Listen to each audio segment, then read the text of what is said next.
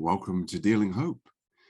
In just a few days' time, it will be the 2 years anniversary, the birthday, second birthday for Dealing Hope. Started just around the beginning of March in 2020. And it really was just a simple dream that there would be leaders out there who would be willing to come alongside me and share encouragement, deal some hope to our churches, our schools, and all the members and community across our New Zealand Pacific Union region. We've had so many being willing to do that, including friends from Australia and even a couple from the United States. But we really have ultimately been trying to get local voices, and so thankful for everyone that's been able to do that and be a part of what this has become. Now, we are about to start, well, right now, we're starting a new season. This is the 5th season, believe it or not, of Dealing Hope. And you may have noticed that we've transitioned to a podcast. And so some of last year's, in fact, all of last year's 2021's Dealing Hopes that were all video vodcasts on Facebook and YouTube, we've now put those all on podcast. And so this is the first time where we will be bringing a release that is straight away both new on video as well as audio. So on YouTube and Facebook, it's on Vimeo as well, if you didn't know. But we've also got it on podcast, on Apple Podcast, on Spotify, and on Amazon at the moment. So just let people know about this so that they can be encouraged. If you'd like to join in or you have comment or feedback from me, I'd love to receive that from you so that we can continue to make this a ministry that is a blessing to us as we lead during this time. Our Maori and Pacifica students achieving and believing that they can defy the statistics that box them, the stereotypes that try to, put them there. We talk to them about dismantling that and just going for your potential. Very pleased to bring to you the principal of Auckland Seventh-day Adventist High School, and who better to know what it's like to lead during a time like this than a teacher. And so Gloria Teulilo, she joins me here in a wide-ranging conversation that includes stories about students who have moved on and what they've gotten up to, the rapid growth of the school under her leadership, and then also some of the other challenges that are involved with leading a school during this time. I know you will be blessed as we join now with Gloria Teulilo. Welcome to Dealing Hope. It is so good to see you. Thank you for joining me today. Thank you, Pastor Eddie.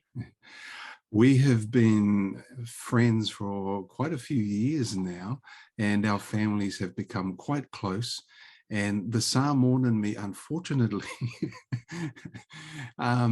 connects all friendships with food. And I must say, I have always loved the curries and the dal that you have made when we get together. Are you cooking it during these lockdowns? And are there new recipes on the table at home? What's happening? Yeah, cooking quite a bit actually. And I guess that's just to, I think when you're home. Recipes, I think I'm adding a little bit more greens than what I normally put in. Good to hear. Yeah.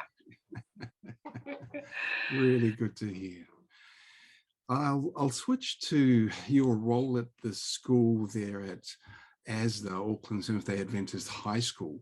And I want to zero in straight away on it's a miraculous, phenomenal growth that you have had in recent times. And I'm interested to know, and you give us the numbers, but what do you see have been the key influences that have allowed this or have been part of this taking place? Because we do praise God for what has taken place at ASDA. Yeah. Oh, thank you.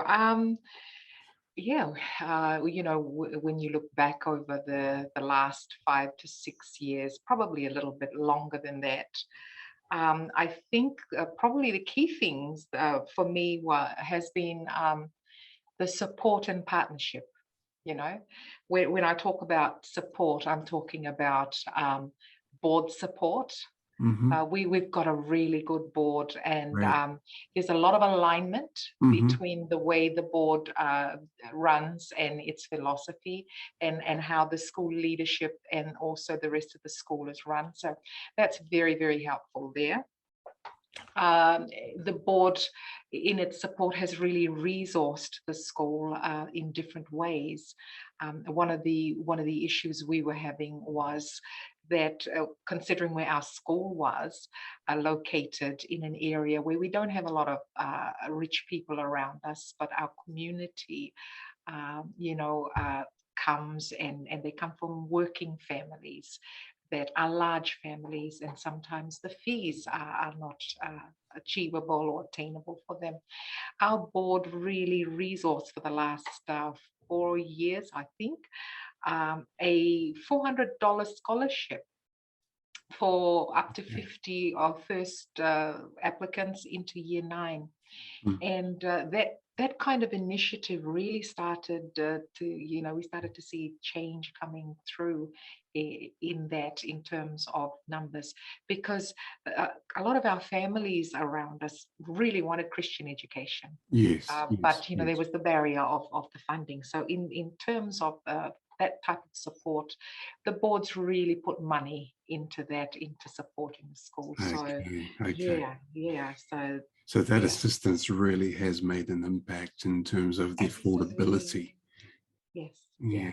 So that, and there's been the partnership between all the areas of the school.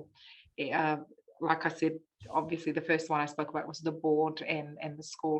Then there's the partnership between the school and the parents, Mm, and the mm. school and the churches. And I suppose, seeing how the school has been growing, there's been that confidence that has been coming in terms of what has been going on Right, here, the right. parental support with the school. So that's just been fantastic. There's been the partnership between leadership within the school and the staff and the students, doing our best to listen to staff voice, to listen to student voice, to listen to parent voice, and bring them in, because you know every one of those stakeholders matter Yes. in the process. And I think so that's support and partnership. But I think the one underlying it all has been the faith culture, the building of the faith culture of the school. Mm, mm. Really making it authentic, making it a lived one, where it is part of how you live your life every day.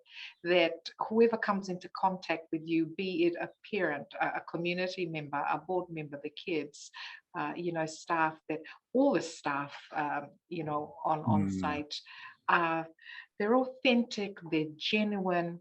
Uh, we are absolutely not perfect, but we are saved. And that's kind of the message that we talk about, Yeah. and we try to provide that space of fall flat in your face, but just get up, and that's a learning. Yes. Keep going. Yeah. Mm. So yeah, So the role right now where is it sitting? we're about 300 and roughly around 310, I think. Yeah. Around there. Mm. Yeah. And the maximum that you can go to? Three. Yes, we can go to 340. Okay. We can go 300. We started higher. We were at about 327, close to 330 at the beginning of the Mm-hmm. year. But as tends to happen in the school, families move out of the area.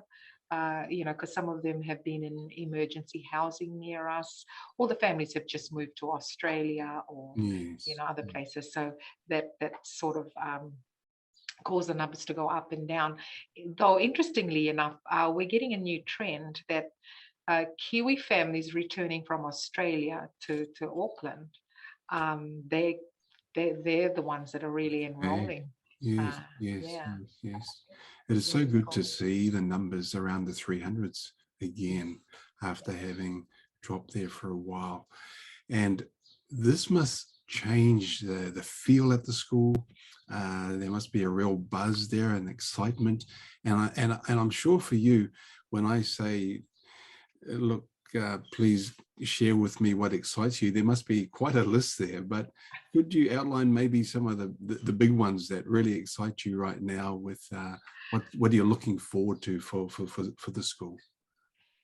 Oh, look, that's a brilliant question because, um, when I think about it, it's absolutely everything, Pastor Eddie. Wow. And I know I need to unpack that word, but I think, the fact that I wake up every morning and I love what I do, and I love coming to work, because of people, because of Mm, kids, the students, and just the potential that they have, and our students amaze us all the time. They growl at them today, and tomorrow they, hi miss, bye miss, hey, where were you? That kind of thing. yes. And they just teach you so much in your own journey. But Mm, things that excite me are the programs in the school. We have a brilliant pastoral care team, led very ably by Mrs. Jessie Formatu. And that wraparound system that they get around families that need it, and they're a very approachable team. So that excites me, that's functioning there. The rise in the steady incremental rise in the results, our NCA, our academic results, that's been excellent to see our Maori and Pacifica students achieving and believing that they mm, can mm, defy the statistics that box mm, them, the stereotypes that yes. try to, put them there. We talk to them about dismantling that, and just going for your potential. And when you see our kids come back, and I had a big smile on my face. A few months ago, we had 4 of them come back, and one was a successful dairy farmer down in the Waikato, Um, um, and one was a successful person working for Air New Zealand, mhm. and the third one was a very successful Catholic priest over in Onehunga who had trained in the Vatican. It Wow. was lovely to see him. He had been a Yes. Catholic dean in our school, Mm. and I gave him the biggest hug, and he was a little bit shy to say what he was, and we said, no, you've done well. And Mm. you've done well, and attained what you wanted to attain, and just that spread. And we've got our former head boy is a pediatric nurse in Amen. Auckland Hospital, Mm. breaking those kind of Mm. stereotypical mold. We have girls that have graduated and they're engineers, Mm. computer engineers, civil engineers. So just being able to empower our kids just is quite exciting there in Yeah. the academics. Sporting, we are getting better in some of our sports because we're getting the right teams around for training and getting them there. And just really excited about our music and how that's developing. Fantastic. Um, we had a dream to have a brass band and get kids involved. And that's sort of come to fruition over the years, where we started in a little classroom with borrowed instruments, up until last year, where our senior band, the interest was so much, we've got a junior band and a senior band. Mm. um, our senior band won the Auckland Championship for Well the done. youth band. And, just seeing that for the kids, for them to be able to believe that they can compete at that arena and that level, and they can achieve and attain, and that they are talented, has just been brilliant. Yeah. What I'm hearing from you in your response is your response to this, Gloria, is it's interesting to me that you're talking very much about lives being transformed.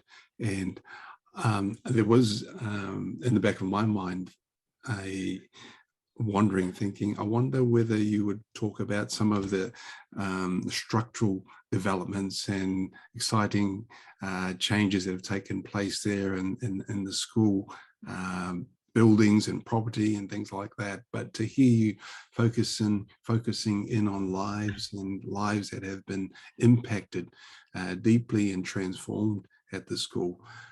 Very exciting to hear that that's something that's so important to you, but also that it really is that the school is making such an impact that these young people are going into society and being used in diverse ways to make significant contributions to our community, and that's really exciting to hear. Yeah. I mean, our vision is building a nation through quality Seventh-day Adventist Christian education. And that's our focus when we're Love talking that. to the kids. Yeah. Love that. You know, we say, go back out there, be skilled, not for yourself and for your own kingdom, but Yes, go yes, out there, yes, help your families, help your yes, communities, build the nation of New Zealand. You know, it needs people with, yeah. it needs people now. Yeah. So that's what we talk about at different levels when we're talking Mm. to kids and families. Yeah. Let me switch here a little and come to you as a practitioner.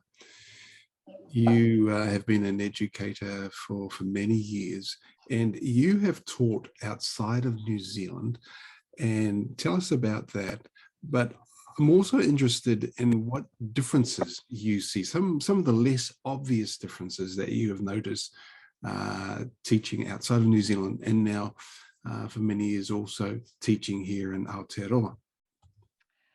Yeah. It's been a while.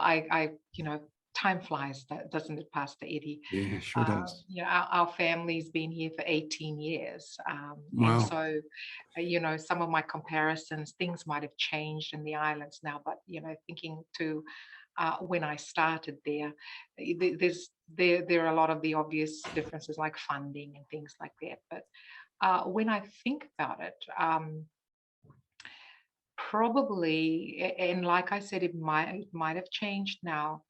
For me, the big one is the investing in personnel in terms of the PLD programs. Okay. Um, in the islands, you know, that was really hard to come by when I was working out there, but it was also quite a great need.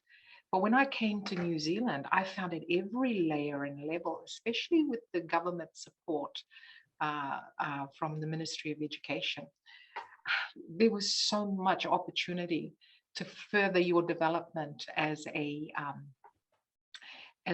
teacher, as a leader. There was just a lot of support systems put around you, which for me was really just a breath of fresh air. Because sometimes you can get to that place, the rut, where you're comfortable and you stay there, but you're producing absolutely nothing. Um, you know, and being able to just continue to learn and grow a learning culture in a Mhm. school. That's probably one of the, you know, the differences that I noticed. Okay. Um, yeah, in New Zealand schools, you give you get given time to do that. For example, at ASDA, we have 1 hour every morning on a Tuesday, 8:30 to 9:30. School starts late, and we are in a learning culture. We're learning together. We're looking at our goals. We're unpacking. We're you know, investigating, and that has been in the school now for about 7-8 years, and it has been the one thing that's had one of the biggest impacts in terms of shifting Mm. uh, and making you know, a teacher a learner. So we talk about learners, Yes. and that's another subtle difference. Um, Mm. you know, in a school situation, we are all learners. I'm learning, you're learning. We're all learning. Yes. And you lead learning, and you need to be leading learning. Whereas when I was in the islands, I think some of the differences there was sometimes, you finished and you stayed there. And again, funding probably was the issue. And you tended to be the fountain of knowledge as the teacher from the front, Right. in how classes are run and all those kinds of things. So quite a different posture and approach. Yeah. And as you say, hopefully things have moved on. It's been a while, but funding is always going to be a challenge. Yeah. And which Pacific Island nations have you served in? Oh, okay. Fiji, Tonga, and Papua New Guinea were the Papua New Guinea was probably the longest that I stayed. Yeah. So quite a breadth of experience there. But let me just stay with you, Gloria, with this last question that I have for you. And I think it really is the key question for all of us as leaders. And I hope I'm not getting too personal here, but how do you lead yourself as a leader? Yeah, a really, really, really good question, Pastor Eddie. I think it'll be connecting again. Okay. Connecting with God, the quiet time with God is so important. As you would well know, the leadership is a busy space. There's so much, and I can find often in a day that I don't even do the admin work that I need to do because people need to come in and talk. And I feel it's very important that I sit down and be able to listen to them when they come, because, for example, my teachers here, they're not just teachers, they're wives, they're mothers, they're sisters, they have that aspect of their life. They're fathers, their sons, their granddads, and there's that aspect of their life.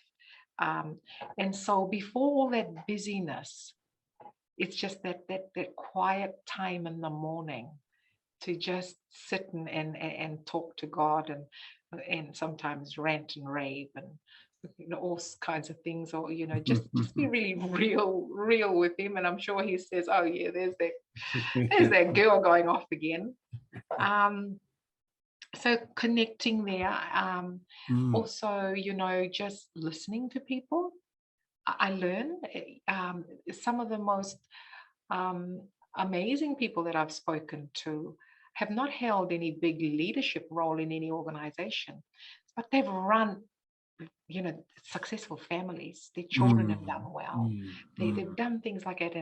And when they come around, the older people, just listening to them when they talk and asking questions and thinking, wow, the wisdom that comes from that.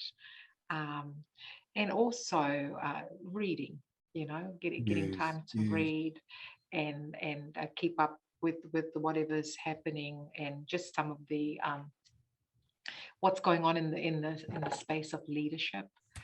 But I tell you what, I love the Sabbath. Amen. Because I can just switch off, and come,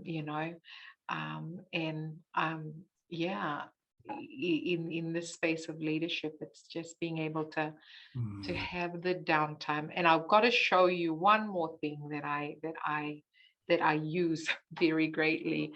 I have it all in front of me here, but it comes out of this little box. It's my box of promises that I will go to several times in the day when confronted with some of the things that I don't have any answers for. And I talk to God continuously through the day, and I have them in front of me, for the moment of what's going on there. Sometimes I'll put it in my pocket and walk around with it during the day. Or when a staff member comes to talk about something, I'll give them one and say, put it in your pocket. So just some of those things, and just the quiet, finding the quiet. I have found that so encouraging, what you've shared, Gloria, connecting, listening. Sabbath, your promise box there, they're just such key practices, and really do require of you to be present, be available, and then you've really highlighted it. You've bookended this time with God is just so important, and to have that Psalms kind of experience of the Lord, where you can say anything that needs to be said to the Lord, so that the Lord can be very much real in your life, because you are very very much there in all that takes place, and a leader of a school, as a community person, as a mother, grandma, as a wife, all these blessings that God has called you to. Gloria, thank you so much. I've really been blessed today, and so grateful for what you have shared. And I wish you the very best. You've inspired so many over the years, and I know that God will continue to use you with what you're doing there at our high school in South Auckland.